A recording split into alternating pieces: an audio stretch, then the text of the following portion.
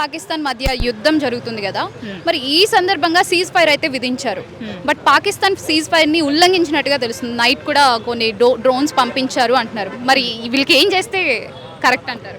ఏం చేయాలన్నది దేశ ప్రజలుగా మనం ఆలోచించకూడదని, మనం ఒకటే చేయాలండి. ప్రధాని నరేంద్ర మోదీ గారు ఏ నిర్ణయం తీసుకుంటే అది దేశానికి కరెక్ట్, అది సంక్షేమం అనే విధంగా, అంటే వాళ్ళకి కరెక్ట్గా పనిచేస్తుంది, క్రమశిక్షణగా ఉన్నారని చెప్పి ఏ నిర్ణయం తీసుకున్నా కానీ మనం ప్రధాని గారికి మద్దతు తెలపాలండి.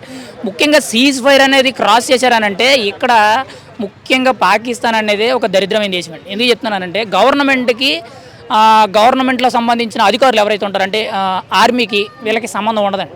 అంటే గతంలో కూడా మీరు చూసారు, ఇమ్రాన్ ఖాన్ గారు గతంలో ప్రధానిగా ఉన్నారు, కానీ ఆర్మీ ఒక డెసిషన్ చెప్తే ఇటు ప్రధాని గారు ఒక డెసిషన్ చెప్తారు. ఇప్పుడు సేమ్ అంతే.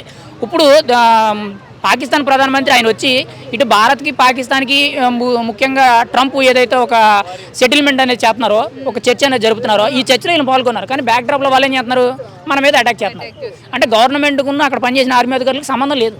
అంటే ఎవడి మాట ఎవడంట, అంటే ముఖ్యంగా వాళ్ళకే ఒక నిబద్ధత అనేది కానీ ఒక క్లారిటీ అనేది లేదు. సో పాకిస్తాన్ ఆర్మీ ఉగ్రవాదుల్ని పెంచి పోషిస్తుంది అంటున్నారు. ఎందుకంటే మొన్న ఆపరేషన్ సింధూర్లో కొంతమంది ఉగ్రవాదులు చనిపోవడం జరిగింది. సో వాళ్ళ అంత్యక్రియల్లో కూడా ఆర్మీ కనిపించింది, పాకిస్తాన్ ఆర్మీ. సో ఆ విధంగా చూసుకుంటే అది కరెక్టే కదండి. అంటే ఇప్పుడు మీరు చెప్పిన దాంట్లో ఇప్పుడు మీరు చెప్పారు కదా, అసలు దానికి సమాధానమే చెప్పాలి. ఎందుకంటే దేశ ప్రజలందరూ కూడా ప్రత్యక్షంగా చూశారు. ఇప్పుడు ఉగ్రవాదితో మాకు సంబంధం లేదని వాళ్ళే చెప్పారు. ఎప్పుడు పెహల్గాం దాడి జరిగినప్పుడు. మళ్ళీ పెహల్గాం దాడికి ప్రతిఘాటిగా మనం సింధూర్ అనే ఆపరేషన్ చేసాం. ఆపరేషన్లో జరిగినప్పుడు దగ్గర 100 మంది వరకు కూడా ఈ టెర్రరిస్టులు చనిపోయారని చెప్పి వార్తలు వచ్చినాయి. మరి అంతా అనేది పూర్తి క్లారిటీ లేదు. మరి ఎవరైతే బతుకున్నారో వాళ్ళ నీళ్ళు కలవడం, చనిపోయిన వాళ్ళకి అంత్యక్రియలు చేయడం అని అంటే గవర్నమెంట్కి సంబంధించిన అఫీషియల్ ఆర్మీ అధికారులు అందరూ కూడా వెళ్ళి పరామర్శించి షేక్ హ్యాండ్ ఇచ్చి బాగుందా లేదని అడుగుతున్నారంటే మరి ఇక్కడ దీన్ని ఏమనాలండి? అంటే 2 నాలుకల ధోరణే కదా, కుక్కతో ఒక వంకర అనేటట్టు వీళ్ళందరూ కూడా దరిద్రులని అర్థం కదా. మరి అటువంటి వ్యక్తుల కోసం మనం ఇంతసేపు రకానికి మాట వద్దండి. మోడీ గారు ఏ నిర్ణయం తీసుకున్నా సరే ఫైనల్గా మనకు కావాల్సింది ఏంటంటే టెర్రరిస్ట్ అనేవాడు ఈ భూమి మీద కనిపించకూడదు. అది కేవలం ఇప్పుడు టెర్రరిస్ట్ వల్ల మన దేశానికి ఏదో హాని ఉందని చెప్పి మనం అనుకోవడం లేదు. ఇప్పుడు మన మీద జరిగింది, మరి గతంలో అమెరికా మీద జరిగినాయి, వేరే దేశాల మీద కూడా జరిగినాయి. కాకపోతే ఏంటంటే మన అందరికంటే కూడా మనం పాకిస్తాన్కి శత్రువు అయిపోయామండి ముందు నుంచి కూడా. అందుకే మన మీద కొంచెం ఎక్కువగా జరుగుతున్నాయి. ఏదేమైనా సరే మోడీ గారు అయితే టార్గెట్ ఒకటి, అమాయకమైన పాకిస్తానీ ప్రజలు కాదండి. ఇప్పుడు పాకిస్తాన్ దేశంలో అమాయకులు ఉండొచ్చు, మంచి వాళ్ళు ఉండొచ్చు, అది వేరే విషయం. కానీ మన టార్గెట్ ఒకటి, ఉగ్రవాదులు మాత్రమే మన టార్గెట్. అందుకే భారత్ అనేది ఆచితూచి అడిగేస్తుంది. ఇప్పుడు మోడీ గారు కూడా వాళ్ళలాగా విచక్షణ రహితంగా సంబంధాలు లేకుండా నువ్వు వేసిపారే, నేను చూసుకుంటాను, ఇష్టానుసారంగా ఎవడొత్తాన్ని కాల్చే, అమాయకమైన ప్రజలు కాల్చే, లేకపోతే పాకిస్తాన్ మొత్తం నేలమట్టం చేసేవచ్చని చెప్పొచ్చు. కానీ నేను చెప్పరు. ఎందుకనంటే ఒక మనిషి విలువ, ఒక ప్రాణం విలువ, అవన్నీ ఆ విలువలు వాల్యూస్ అనేవి ఆయనకు తెలుసు. ఎక్కడ ఎవరైతే తప్పు చేస్తారో వాళ్ళని మాత్రమే శిక్షించాలి, అది ధర్మం.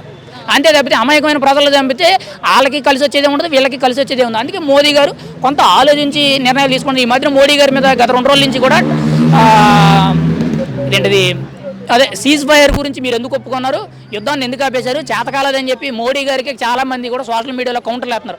ముఖ్యంగా నేను చూసింది ఏంటంటే కాంగ్రెస్ పార్టీకి సంబంధించిన నాయకులు కానీ, కార్యకర్తలు కానీ, కొంతమంది సోషల్ మీడియా యాక్టివిస్టులు కానీ, లేదంటే సెక్యులర్ ముసుగులు ఉంటారు కదా, సూడో సెక్యులర్లు, వీళ్ళందరూ కూడా మోడీ గారికి నీతులు చెప్తున్నారు.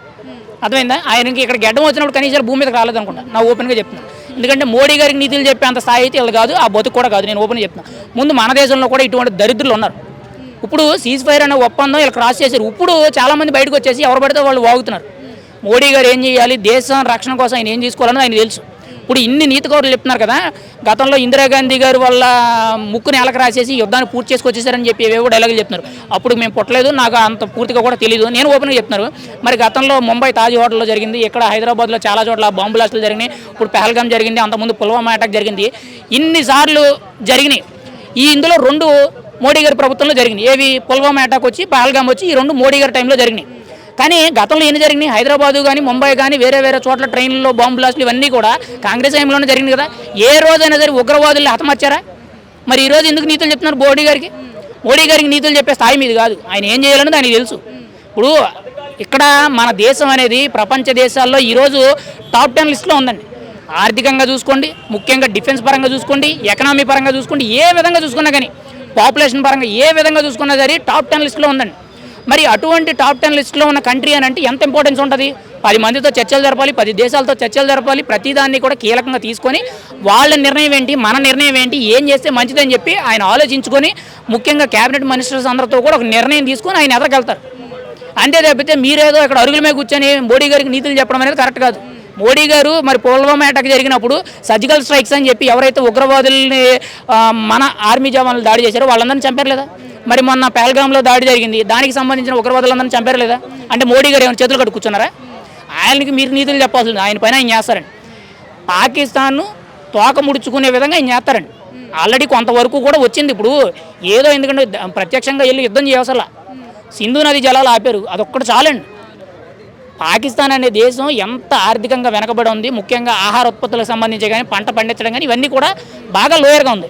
ఇప్పుడు నీళ్ళు లేకపోతే తాగడానికి నీళ్ళు లేవు, పంట పండించడానికి నీళ్ళు లేకపోతే ఏం చేస్తారు? అంటే సడన్గా వాళ్ళు అనుకుంటే వచ్చావు కదా, మనం ఆపితేనే మన కింద వదిలితేనే వెళ్తాయి ఇవి, ముందు అది ఆపారు కదా.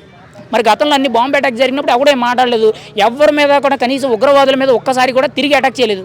ఈరోజు వచ్చి వీళ్ళందరూ వచ్చి మోడీ గారికి నీతులు చెప్తున్నారు, అది కరెక్ట్ కాదు. పాకిస్తాన్ని ఎలా తొక్కాలి, ఎలా ఏం చేయాలనేది మోడీ గారికి తెలుసు.